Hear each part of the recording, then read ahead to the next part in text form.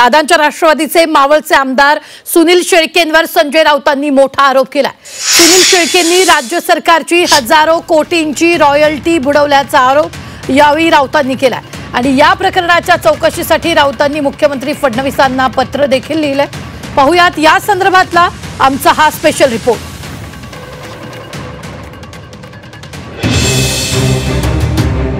ठाकरेंच्या शिवसेनेचे खासदार संजय राऊतांनी पुन्हा एकदा सत्तेतील आमदारावर गंभीर आरोप केलाय।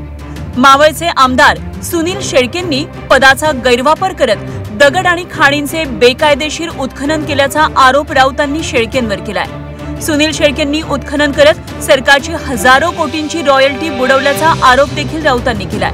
दरम्यान राऊतांच्या आरोपांना सुनील शेळकेंनी देखील प्रत्युत्तर दिलंय। मावळचे आमदार सुनील शेळके त्यांनी हजारो कोटीची रॉयल्टी MIDCच्या जमिनीवरती खाण उद्योग सुरू करून बेकायदेशीरपणे हजारो कोटीची रॉयल्टी सरकारची बुडवली। त्याबाबत सविस्तर तपशील मी त्यांना पाठवलेला आहे पुराव्यासह।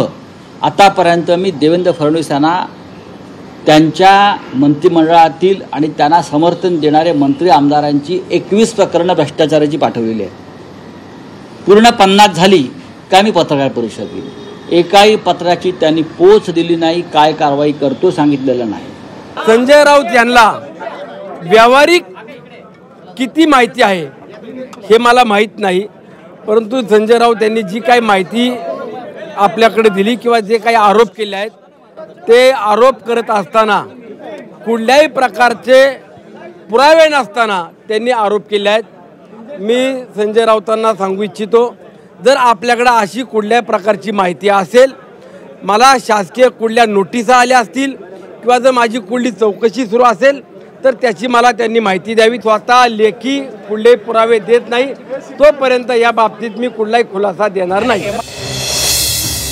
मावळ विधानसभा मतदारसंघातील आमदार सुनील शेळके यांनी आपल्या पदाचा दुरुपयोग केला।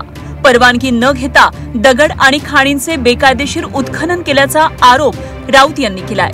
या संदर्भात संजय राऊत यांनी मुख्यमंत्री देवेंद्र फडणवीस यांना एक पत्र देखील पाठवलंय। या पत्रात त्यांनी या प्रकरणाची सखोल चौकशी करण्याची मागणी केली आहे।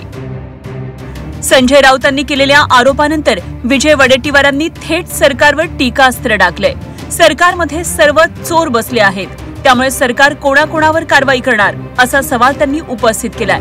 तसंच राज्याला लुटून खाण्याचं काम सुरू असल्याचा हल्लाबोल वडेट्टीवारांनी सरकारवर केलाय।